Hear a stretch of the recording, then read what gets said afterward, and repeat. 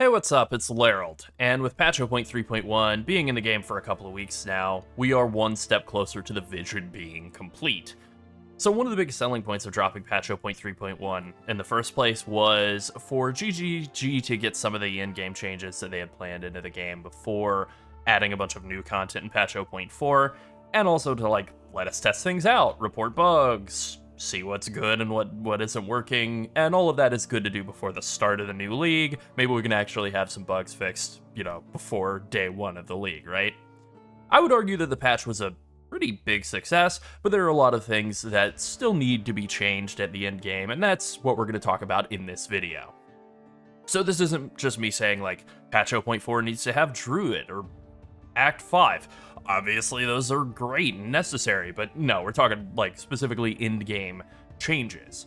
So let's get into it, but first be sure to subscribe to the channel. If you haven't already, join our Discord as well. Lots of discussion going on there. We're talking PoE 2, WoW Legion Remix at midnight, and we're getting all psyched up for the next PoE 1 release as well. Alright, so let's start with issue number 1, and brother, you're looking at it. Delirium and Abyss are fun mechanics, they're both good. I don't know that anything really needs to change with Abyss, but Delirium, for sure, annihilates your FPS and turns the game into gray soup. It's just not good. The biggest positive change in patch 0.3.1, at least to us, was the removal of Delirium's constant droning music, and I honestly don't know if that was intended or not, but I hope it was, and I hope it doesn't change, and I hope it even carries over to PoE 1. Camille and his team do such a good job with the music in PoE that you just don't want to be limited to one track all the time when you're in maps. Variety is the spice of life, and it applies to your earballs as well. Unfortunately, it also applies to your eyeballs, and the constant Delirium Fog turning the world into gray soup and cutting your FPS in half or a third sucks. And I would happily pay for an MTX to remove or recolor Delirium Fog. I've also made this point on stream a couple of times, but Gray Mist does not scream delirious insanity to me. It says depression, and I feel like that's what Delirium is. It's depression mode. Insanity would be psychedelic colors and vibrant, creepy hallucinations. Whatever, it doesn't matter. Gray Fog is what we have. It's out of the bag now. It is what it is, but that's always bugged me. Okay, next issue is still Delirium, but now it's Delirium Mirrors. So the design of Delirium Emotions is a problem in PoE 2, and it's a problem that was already solved in PoE 1. Deli Emotions grant massive bonuses to rarity or rare monster spawn rate in your maps in PoE 2 on top of granting Deliriousness, which also grants rarity and adds more monsters into your maps. It's effectively double dipping. This means that if you're not using Delirium Emotions on every single map, you're just missing out on a very powerful loot multiplier to all of your drops. It also is a really cheap modifier, so it's pretty much impossible to justify ever not using emotions unless you're sick of gray soup all the time. Deli-infused maps also have the issue of turning off Deli Mirrors as a mechanic. They also make Delirium tablets totally worthless. Right, all of this would be okay if Delirium Mirrors offered something of value on their own, but all they provide is Delirium Emotions, which are quicker to farm in Simulacrum, and are also just cheap. The issue here is that unlike in PoE 1, where Deli Mirrors grant currency, fragments, and scarabs, the whole host of potential item drops, right? In PoE 2, Deli Mirrors just grant emotions and Simulacrum splinters, and there are better methods of farming both of those. Meanwhile, Deli Emotions are a stronger juice mechanic than Deli Orbs in PoE 1, so the entire equation is shifted so heavily in favor of Deli Emotions that it basically removes Deli Mirrors from the game. Except for the opening weekend of the league when people are still farming up the baseline of very cheap emotions, Deli Mirrors just really don't serve any function at all. PoE 2 is intended to be less complex than PoE 1 in a lot of ways, and it's successful across a lot of metrics, but then you look at some of the in-game league mechanics, Breach, Expedition, and Ritual all have access to the full loot table. They can all drop regular currency. Deli Mirrors are the only mechanics still wearing that particular pair of handcuffs. So Deli Mirrors need a reward buff, or Deli Emotions need a reward nerf, or probably just both. Okay, now onto the third issue, map rolling. It's kind of Delirium a third time in a row, but only halfway. Map rolling is just too slow. Alright, so I'm just actually going to show how to roll an entire map, the entire process. I'm not on the clock here, but we're just going to show it, right? So we've got a map. slap it with an alchemy orb, slap it with 2 exalts, turn on an omen of chaotic rarity, turn on an omen of sinistral necromancy. We're gonna delirium infuse it as well. So that's that. We have to use this whole window here. It's got 3 emotions on it. It has 6 mods. It has Omen is ready, so I'm going to Chaos Orbit so that it's all rarity mods. Then I have this Sinistral Necromancy, making it so that I will guarantee a prefix here as well. Then I guess I want to corrupt this, so I'm going to do that. Corrupt it and hope, yay, it didn't remove my prefixes. And now I can go to the Well of Souls and unveil it. And I'll have a fully rolled up map that I'll be ready to run, I don't know, run and hopefully not die and get some divines, right? We'll take this mod. Abysses lead to an abyssal depth, that'll work. Now, I know some people have said you can hold Alt when you click, like when you do this, and it'll skip this throw into the pit. That's fine, you still can't skip the load screen to and from here, having to actually come out here, like that all's kind of going on, right? And obviously, this is too many steps. It needs to be pared down. I'm game with this much juice being available, or honestly, more going into the maps. I like maps being difficult and rewarding. I love it, actually. But it just takes too long to set them up. This was one map. You can save some time by doing this with 40 maps at a time or whatever, but by and large, the amount of setup here is just too long. I think there are just a bunch of really good UI lessons to steal from PoE 1. I think if they were to jump into the, we can jump into the Deli tab here, right? There should be a little spot where you can just throw an item in, an amulet, and anoint it with emotions, like you do with Breach. You could have an NPC where you can do that for people who don't have the Deli tab, just like with Breach in PoE 1. Then I think we need to just be able to right-click the various emotions and just click them onto maps, like you can with Deli Orbs. Obviously, that needs to just be something that's available. Unveiling items shouldn't require going to a separate area, a separate NPC, or anything like that. Once we're at endgame, just right-click the item and unveil it, again, like PoE 1. So, basically, this issue is just simply that there's a lot of stuff that's, like, thematically interesting the first or second time you do it, and then it becomes a tedious, boring slog on the 500th, and it really just needs to be streamlined to be something you can very easily do all in your hideout without having to go anywhere. Alright, the next issue is the passive tree. So the Atlas passive tree is quite a mess right now. Patch 0.3.1 added 3 pieces of extra content per map. Unfortunately, this is both a minimum and a maximum, and that extra content is anything. It could be essences, it could be breaches if you don't have a breach tab applying to the map, or, you know, whatever. Rogue Exile, strongboxes, you get it, right? So the issue with that is, people have found in testing, like, they put all the points into getting increased chance for essences, and they don't get any more essences. Whoops.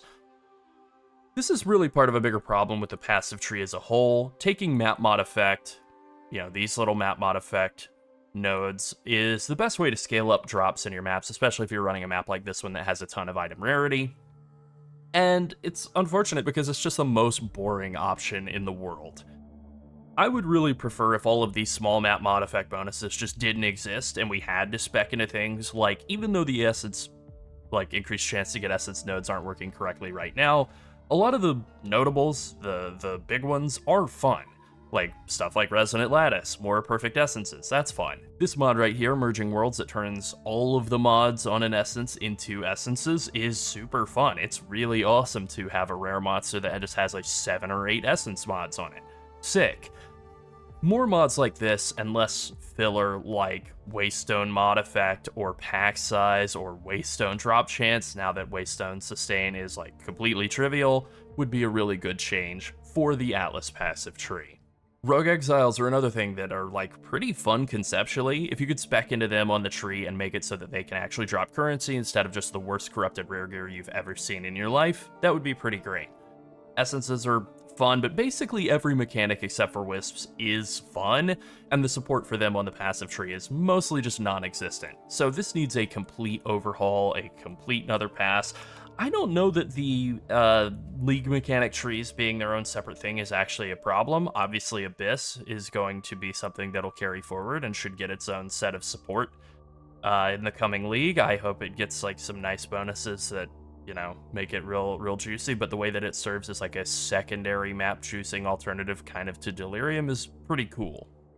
Alright, the next issue is towers, and really it's more about the grand project. So towers, as you can see here, I've got an area where like I've used the grand project on 3 different towers, and you can see grand project makes it so you can jump to any map within radius of a tower.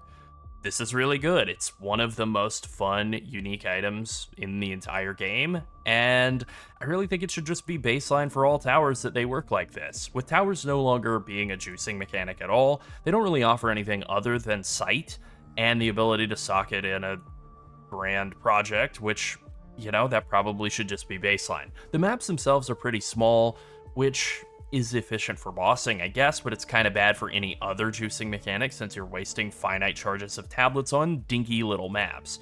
You know, Grand Project, good tablet. As you can see, I bought quite a lot of them. Yeah, more than 2 dozen of them as of recently, although I've been eating some of these things. But, like, they're pretty fun. They just need a little bit more incentive for towers to justify themselves in continuing to work the way that they do, and built-in Grand Project for all towers seems like the ticket. Alright, and then the final thing, I think the most important thing, which we've saved for last, and that would be portal counts and map mods. There are a lot of on-death penalties in Path of Exile 1 and Path of Exile 2 for that matter. You lose XP, you lose the map and your scarabs or tablet charges if you die too many times, and you lose time, the most precious resource of all.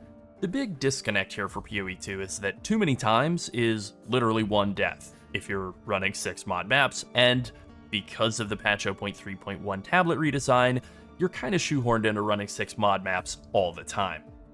Losing your map and your tablet charges as a punishment for 1 death is at odds with the amount of visual noise and the volume of one-shot mechanics that are built into this game. Also, all of the gray soup coming from Delirium. It changes a frustrating death into an enraging death. I've had deaths where I watched the footage back and I just literally wasn't in it. A BS death, if you will, and that's fine, it happens, but the punishment for that is far too high, and that is a recipe for making people angry for no reason. So this feels like an experiment that they've been trying for a few leagues in a row now, and it really isn't working all that well to be 1 portal maps, and they probably just need to kind of let back on that. 6 portal maps does actually work pretty well in PoE 1. I kind of would like to see what 6 portal maps look like in PoE 2. Alright, I have a couple of bonuses in here. I did mention earlier, wisps are terrible. They're actually a significant step down in quality of life from tormented spirits from PoE 1, which is a mechanic that's like 10 or 15 years old now. They should either move faster, way ahead of the player, and just zoom to rare monsters, or they should be a buff that the player just picks up and then they're able to run around and touch monsters. Either of those could work. Again, this would just be copying Torment from PoE 1, but stopping and not killing rares is impossible on any sort of decently geared in-game build, and that means wisps are just basically a non-mechanic in their current state. I like the juice they add. The mechanic is fun, the quality of life is just in the red right now, and once that's fixed, they're gonna be good. Another thing here is tablets. I don't hate them. I know a lot of people want them replaced with scarabs. I actually don't. I think some of the mods on them are still bad or undertuned though, like gold pack size, magic monsters. Those could probably get another bump, or gold could just be removed, right? But I'm okay with tablets as they currently are. They just need a little storage window in the map interface because the transporting them back and forth from your stash into your inventory into the tower UI over and over again is like really tedious. Also, final little bonus thing is that we need a mini-map for the Atlas screen. Like, it is way too big to be able to deal with, like, I mean, look at this, right? This thing is huge. It's so big that it can't even load everything in. You know, it's very, like, slowly loading stuff in as I'm moving around. It's just too big, and we need some sort of, like, overworld map or some way to see everything that's going on the Atlas without just, like, having to remember where, I don't know, 4,500 nodes are. So there it is. Those are the top 5 or 8 or whatever changes we're hoping to see in patch 0.4. Patch 0.3 has been really fun, and 0.3.1 was a big step in the right direction for the endgame. We just want to see even more from GGG in the next league, and we're definitely going to. PoE 1 patch 3.27 teaser season is probably going to be starting up soon. We're only a couple of weeks out from that next league, and I'm itching to play that game again, so look forward to more PoE 1 content from us starting shortly. If you're new to PoE 1 and you're just now coming over from PoE 2, this is a great time to get into PoE 1. It is still the best ARPG on the market, at least for now. And GGG's decision to bounce back and forth between both games and give us something new and shiny every 2 months is working out really well. Just when you think you're out, they pull you back in. Alright, it's still October, so it's still spooky movie recommendation month, and this time we're going to recommend The Void, which I think is available on Prime Video for free right now. I think it's one of the better Lovecraftian movies I've seen, a real love letter to John Carpenter films like The Thing or Prince of Darkness. I guess watch those too. There you go, 3 for the price of 1, which was nothing, so 3 for 0. That's fine. Alright, that's it. Be sure to like and subscribe if you enjoyed the video and join the Skipping Sleep Studio Discord and become part of our community. And finally, thank you to all of our channel members. If you want to support us so we can keep making more PoE content, become a channel member, or come boost the Discord. Thanks for watching. Bye.